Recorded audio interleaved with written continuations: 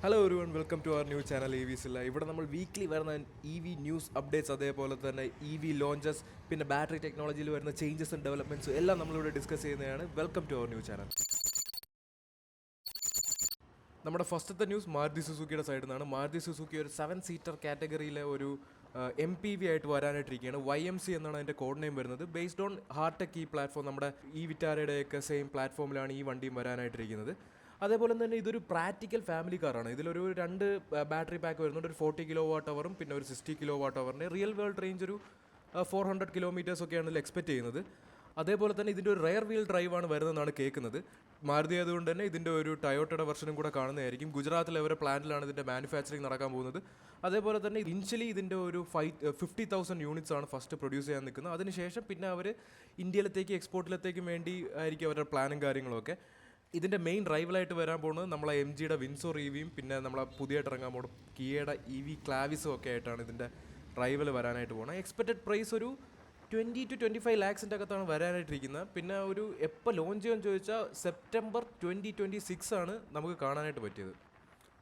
അടുത്ത ന്യൂസ് എന്ന് പറയുന്നത് നമ്മുടെ ബജാജിൻ്റെ സൈഡിൽ നിന്നാണ്. ബജാജ് പുതിയ 3001 പുതിയ മോഡൽ ലോഞ്ച് ചെയ്തിട്ടുണ്ട്.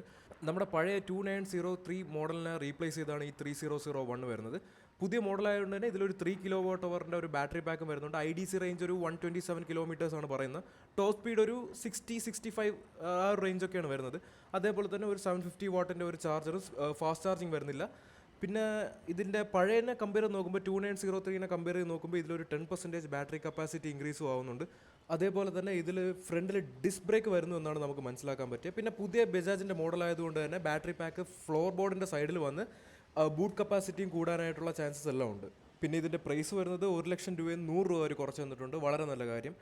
അഫോർഡബിൾ പ്രൈസിൽ ഇതേപോലെ കുറേ നമ്മളെ മെയിൻ സ്ട്രീം കമ്പനീസ് കുറേ വണ്ടികൾ ഇറക്കുന്നുണ്ട്. നമ്മളെ ഹീറോയുടെ തന്നെ വിഡയുടെ VX2 എന്ന് പറയുന്ന പുതിയൊരു മോഡലുമായിട്ട് ഹീറോയും വരാനായിട്ട് നിൽക്കുന്നുണ്ട്. അതിൽ battery as A service BaaS ബാസായിട്ട് വരാനായിട്ട് നിൽക്കുന്നതാണ് കേൾക്കുന്നത്.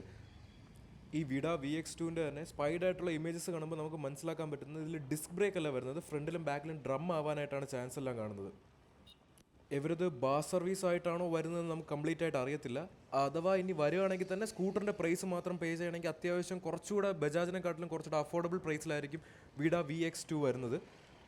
പിന്നെ ഈ അഫോർഡബിൾ സെഗ്മെൻറ്റിൽ തന്നെ TVSഉം അവരുടെ ഒരു വണ്ടിയായിട്ട് വരാനായിട്ടിരിക്കുകയാണ്. ഇതാണ് അതിൻ്റെ ഡിസൈൻ വരുന്നത്. നോക്കുമ്പോഴത്തേക്കും ബാക്കിൽ 2 സ്പ്രിംഗ് സസ്പെൻഷനാണ് വരുന്നത്. പിന്നെ കൂടുതൽ ഡീറ്റെയിൽസ് ഒന്നും അറിയത്തില്ല. പേര് വരുന്നത് TVS ഓർബിറ്റോർ എന്നാണ് കേൾക്കുന്നത്, കൺഫേം അല്ല. ഓക്കെ, നമ്മുടെ ഈ മെയിൻ സ്ട്രീം വരുന്ന കമ്പനീസ് എല്ലാം ഈ അഫോർഡബിൾ റേഞ്ചിൽ സ്കൂട്ടേഴ്സ് എല്ലാം കൊണ്ടുവരുന്നുണ്ട്. വളരെ നല്ല കാര്യം. പ്രത്യേകിച്ച് ഈ ബാറ്ററി ആസ് എ സർവീസാണ് വരുന്നതെങ്കിൽ കുറച്ചുകൂടെ അഫോർഡബിൾ പ്രൈസിൽ നമുക്ക് വണ്ടികളെല്ലാം ലഭിക്കുന്നതായിരിക്കും. അടുത്ത ന്യൂസ് വരുന്നത് ടെസ്ലയുടെ സൈഡിൽ നിന്നാണ്. ടെസ്ലയുടെ പുതിയ ഷോറൂം ജൂലൈ പകുതിയോടെ തന്നെ മുംബൈയിൽ സ്റ്റാർട്ട് ചെയ്യുമെന്നാണ് കേൾക്കുന്നത്. പിന്നെ ഡൽഹിയിലോട്ട് അടുത്ത ഷോറൂം സ്റ്റാർട്ട് ആവുമെന്നാണ് കേൾക്കുന്നത്. ഫസ്റ്റ് മോഡൽ തന്നെ വരുന്ന മോഡൽ Y ആയിരിക്കും അവർ ലോഞ്ച് ചെയ്യാനായിട്ട് നിൽക്കുന്നത്. ഇത് ഫുള്ളി മെയ്ഡ് ഇൻ ഇന്ത്യ വണ്ടിയല്ല വരുന്നത്, ഇത് ചൈനയിൽ നിന്ന് ഇങ്ങോട്ട് ഇമ്പോർട്ട് ചെയ്യുന്നതാണെന്നാണ് കേൾക്കുന്നത്. അതേപോലെ തന്നെ ഇതിൻ്റെ ഒരു എക്സ്പെക്റ്റഡ് പ്രൈസ് റേഞ്ച് വരുന്നത് ഒരു 45 to 50 ലാക്സിൻ്റെ അകത്താണ് വരുന്നത്. ഇപ്പോൾ ടെസ്ലയുടെ അവസ്ഥ തന്നെ അറിയാമല്ലോ, ചൈനയിലും അമേരിക്കയിലും അവരുടെ സെയിൽസ് നന്നായിട്ട് അഫക്റ്റ് ആയിക്കൊണ്ടിരിക്കുകയാണ്. ഇന്ത്യയിൽ വന്നിട്ട് എന്താവും നമുക്ക് കണ്ടറിയാം. പിന്നെ അടുത്ത ന്യൂസ് വരുന്നത് നവംബർ 1, 2025 മുതൽ ഡൽഹിയിലോട്ട് BS6 CNG അല്ലെങ്കിൽ EV ആയിട്ടുള്ള കൊമേഴ്ഷ്യൽ വെഹിക്കിൾസ് മാത്രമേ സ്റ്റേറ്റിൻ്റെ അകത്തോട്ട് അലോ ചെയ്യത്തുള്ളൂ. ഡൽഹിയിൽ തന്നെ എയർ പൊല്യൂഷൻ വളരെ ഹൈ ആയിട്ട് നിൽക്കുന്നതുകൊണ്ട് തന്നെ അവർ 1000-ഓളം മിസ്റ്റ് മേക്കിംഗ് മെഷീൻസും വരുത്തുന്നുണ്ട്. അതേപോലെ തന്നെ 9 മീറ്റർ ലോങ് വരുന്ന മിനി ബസ്സുകൾ, 400-ഓളം മിനി ബസ്സുകളും ഡൽഹിയുടെ ബിസി ആയിട്ടുള്ള ഏരിയകളിലോട്ട് ഷെഡ്യൂൾ ചെയ്യാനായിട്ട് അവർ നിൽക്കുകയാണ്. ഇനി അടുത്ത കുറച്ച് ക്വിക്ക് EV അപ്ഡേറ്റ്സിലൂടെ നമുക്ക് പോകാം. BYDയുടെ 1 മെഗാവാട്ട് വരുന്ന EV സൂപ്പർ പവർ സ്റ്റേഷൻസ് നമ്മുടെ യൂറോപ്പിലോട്ടും ഇൻട്രൊഡ്യൂസ് ആവാനായിട്ട് നിൽക്കുന്നുണ്ടെന്നാണ് അറിയാനായിട്ട് പറ്റുന്നത്. പിന്നെ നമ്മുടെ അൾട്രാ വയലറ്റിൻ്റെ ടെസ്ലാറ്റിൻ്റെ 70,000-ഓളം ബുക്കിങ്ങും കിട്ടിയിട്ടുണ്ട്. അതേപോലെ തന്നെ നമ്മുടെ അൾട്രാ വയലറ്റ് അവർ ജർമ്മനിയിലോട്ടും എൻ്റർ ചെയ്തിട്ടുണ്ട്. അപ്പോൾ ഇതെല്ലാം ഇപ്പോൾ നമുക്ക് കിട്ടിയിരിക്കുന്ന EV അപ്ഡേറ്റ്സ്. ഇനിയും കുറച്ചധികം ഉണ്ട്. ഇനി അടുത്ത എപ്പിസോഡിൽ നമുക്ക് എന്തായാലും കാണാം. പിന്നെ പുതിയ ചാനൽ ആയതുകൊണ്ട് തന്നെ എന്തെങ്കിലും ഇമ്പ്രൂവ്മെൻറ്റ്സും കാര്യങ്ങളൊക്കെ വരുത്തണമെന്നുണ്ടെങ്കിൽ നിങ്ങൾക്ക് തീർച്ചയായും കമൻറ്റ് ചെയ്യാം. നിങ്ങളുടെ എല്ലാ സജഷൻസും ഞാൻ നോക്കുന്നതായിരിക്കും. പിന്നെ വീഡിയോ കണ്ട എല്ലാവരും ഒന്ന് ലൈക്ക് ചെയ്യുക കേട്ടോ. എല്ലാവരും ഒന്ന് ലൈക്ക് ചെയ്യുക, മാക്സിമം സപ്പോർട്ട് ചെയ്യുക. ഇനി അടുത്ത വീഡിയോയിൽ നമുക്ക് പാക്കലാം. Take care, by.